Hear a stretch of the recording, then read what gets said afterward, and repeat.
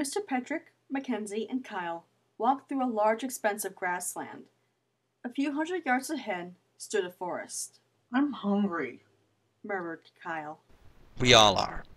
I'm sure we'll find wild berries or something. After a few more minutes of walking, Mackenzie thought she heard something coming up from behind. She spun around and noticed a small speck coming towards them and fast. Mr. Petrick! The teacher turned around and saw the foreign object approaching. From what he could make out, it looked just like the robotic creature they saw yesterday. Run! They all sprinted toward the forest. A faint hum began to surround them. As it grew, the creature flew right past them and planted its feet on the ground, cutting them off. The humans stopped and took several steps back, startled.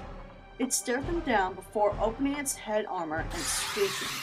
Suddenly, a shot rang out and the creature fell to its side dead. Mr. Petrick and his students frantically looked around. Hello? A man came out from the shrubbery, holding an M16 rifle. Are you alright? Yeah, thanks. The stranger approached them. I'm glad to see more survivors. I'm BJ, by the way. Frank, Petrick. These are my students, Mackenzie and Kyle. Mr. Petrick and BJ shook hands. So, how far did you guys travel before coming here? At least a day. Ever since we saw creatures like those battling other robots, we kinda went on double time. I can relate. I've seen a few other weird robotic animals, but nothing like this. He then looked around. We should probably get going. No telling what else is out here. Mr. Petrick and his students followed him into the forest. By the way, where'd you get that gun? It's hard to explain. Shortly after washing up on shore, I went into the forest and found a large pile of supplies. With it, I built a shelter, found food, and began to collect survivors. Really? How many have you found so far? With you guys, at least 15. I plan on doing daily patrols to find more. If you want to help, that would be great. I'll do what I can. Mr. Petrick flinched as he heard the erratic squawking of a bird. But maybe I should first learn how to use a gun. Sarah was growing more frustrated by the minute. 2 days of searching along the shore and she hardly found anything useful. Instead, she found 3 corpses, one of which was the pilot. When found, she would drag them close to the jungle, dig a grave, and bury them. The process took well over an hour and was exhausting. The only benefit to doing this was that it kept her away from Janet. Yet on her searches, she pondered over Janet's idea of staying for a while. She was right in the sense that they had to get off sooner or later, yet Janet's idea of an adult-free paradise was more than enticing. Just thinking of all the adventures she could embark on got her heart racing. It was getting late, and once again she found herself walking back to the camp. When she arrived, she noticed 2 strangers around the fire. Why is it that every time I go looking for survivors, you guys always find them? They found us. One of the strangers was a flight attendant. The other wore black slacks and a dress shirt. I'm Brian, and this is Takara. Sarah raised an eyebrow. My parents got the name in their travels through Africa. Ah. Sarah pulled a granola bar from the crate and sat down. She noticed Janet was not pleased with their presence. She figured Janet had to relinquish control and authority to them. But just to be sure, she spoke to Brian. So, have any plans to get off this rock? Still working on that.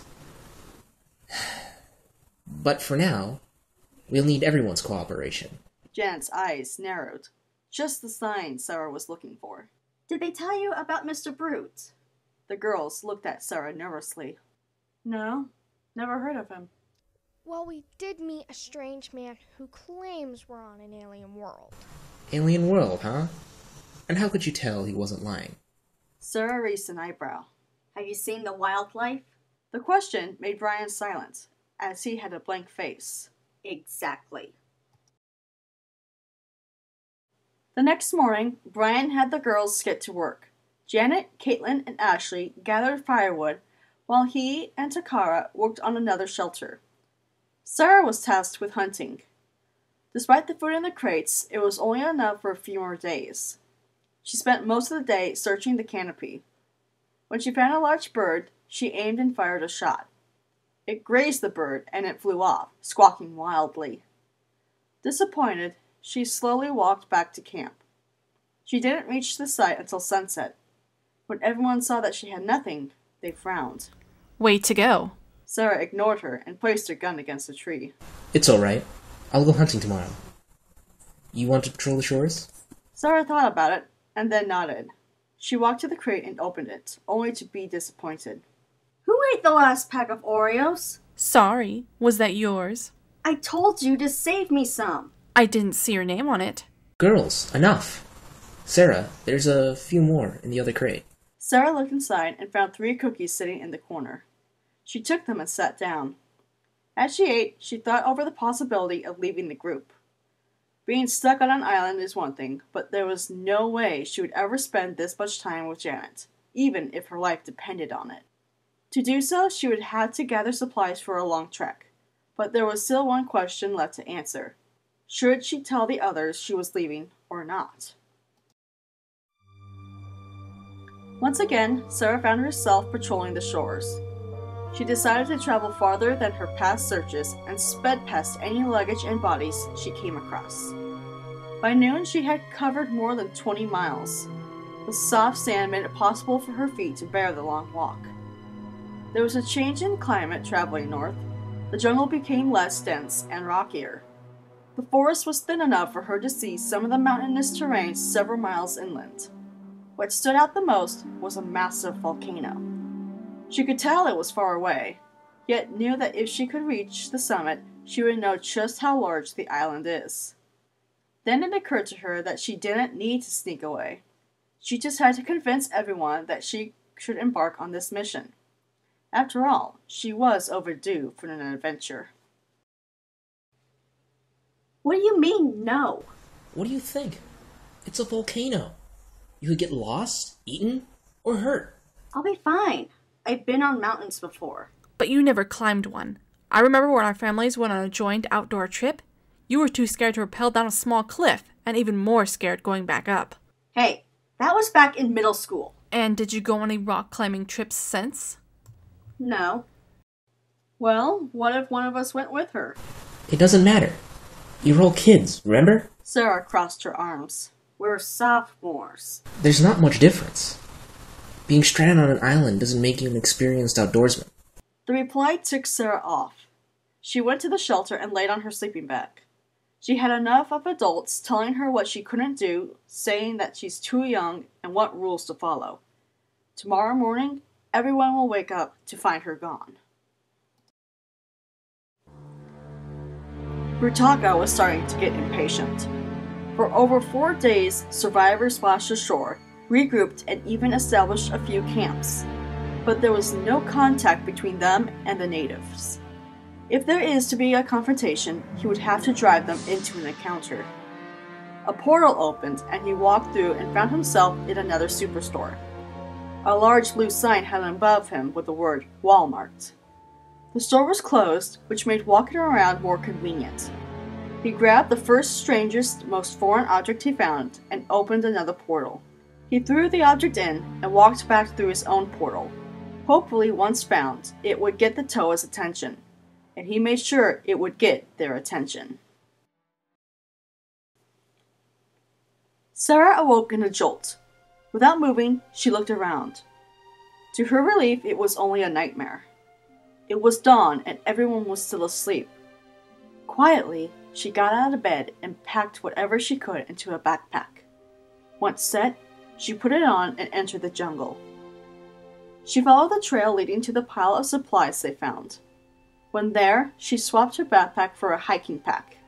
After searching through the crates, she found most of what she needed: matches, a compass, a tarp, rope, machete, and water. What do you think you're doing? Sarah jumped and spun around and found Janet with her arms crossed. What does it look like? You're going to that volcano, aren't you? What does it matter? I'm telling on you. I don't really care. She put on her pack. Besides, by the time you tell them, I'll be long gone. Janet was not too happy with the answer. Then I'll go with you. Excuse me? That's right. I'm joining your little adventure. I don't think so. There are more of those giant bugs and who knows what else. Exactly.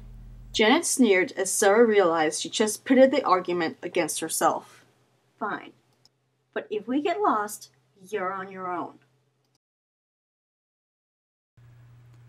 So where's this volcano? It might take a few days. A few days? We don't have enough food for a few days. Which is why it would have been better if I went alone. Sarah then scanned the canopy and observed the vivid colors of yellow and orange. We're stopping for today. Finally. Janet dropped her pack. Sarah found a suitable spot and began to set up shelter and placed her tarp on the ground. With Janet's tarp, she used rope and tied each corner to a tree, with one side slanted downward, forming a makeshift roof. Janet came with an armful of firewood. Once the fire was lit, the girls sat on opposite sides of the tarp and didn't make eye contact. They stared at the fire, listening to its crackles that were accompanied by the calls of the local wildlife, until it became dark. Well, I'm going to bed. As she rolled up in her sleeping bag, Janet had a worried look on her face. What about predators? I'll just shoot them. Good night. Janet looked nervously into the dark before getting into her sleeping bag. Inside Liwa's home, Takanuba lay in bed and stared at the night sky. The door squeaked, and he looked to see Liwa coming in. What a week. Now that your fight training here is done, where are you going travel to next? I think I'm supposed to visit Kopaka. Have joy fun with that. Takanuba couldn't help but give a smirk. Yeah, that'll be fun. A commotion was growing outside and got the Toa's attention. They went to the window and saw Matoran gathered around the village center. They ran out of the hut and swung to the crowd. Matoran, what's all the loud talk about? Matoran took several steps back as Congo approached the Toa. In his hands was a chromed box-shaped object. It had two large rectangular openings along its width and a long black cord coming out from one end. The Toa weren't sure what to make of it. Takanuba picked up the object and examined it. Is this one of Naparu's new inventions? Kongu shook his head. I don't think so. I was sea patrolling Deepwood when this thing ground-bounded from the sky. Takanuba and Liwa gave each other puzzled looks. So, what is it? Liwa shrugged. Turaga Matau entered the group and walked towards the Toa. I find it odd that this thing appeared out of nowhere, just like the Rai Beast. You think they're connected? Quite possibly. He then faced Takanuba. If I were you, I'd take precaution foot walking to Kakoro. There's no telling what trouble danger will randomly appear next. Yes, Turaga. The two Toa made their way back to the hut, Takanuba carrying the toaster in his arm. What do you make of this? If what Turaga Elder says is true, then this is dark serious. I will have to airfly to our Toa brothers and think talk with them. But for now we rest. You have a long ground walk ahead. The air was wet and smelled of morning dew.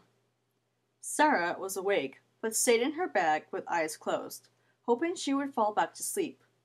She heard something move through the vegetation. With Janet still asleep, they should avoid detection, but the unknown object moved closer. She heard wet, heavy breaths and opened her eyes.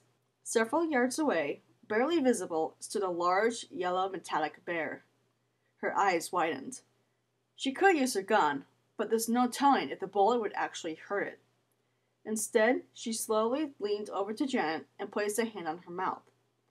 Janet's eyes shot wide open and she flinched and started to scream. Shh! Don't look now, but there's a bear over there. Janet looked over and saw the creature. Her eyes widened. Just don't move and stay quiet. For several minutes they stood frozen as the bear sniffed around their campsite.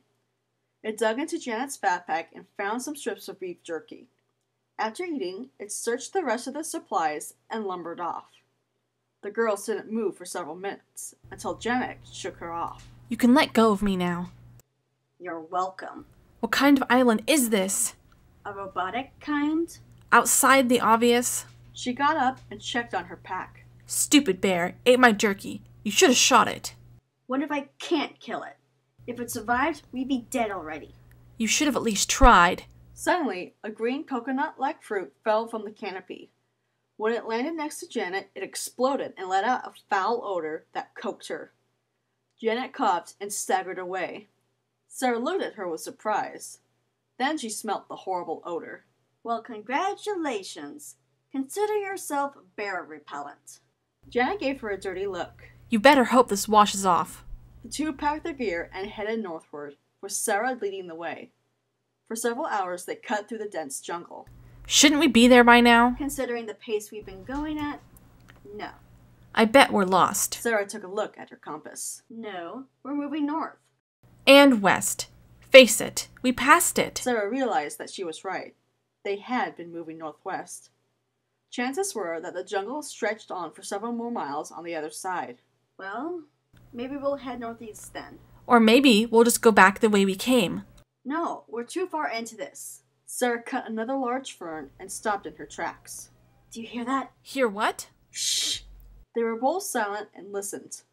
In the distance, they heard movement, followed by hissing. Run! The girl sprinted, pushing bushes and ferns away. Can you go any slower? I'm not an athlete, remember? She then tripped over something and fell.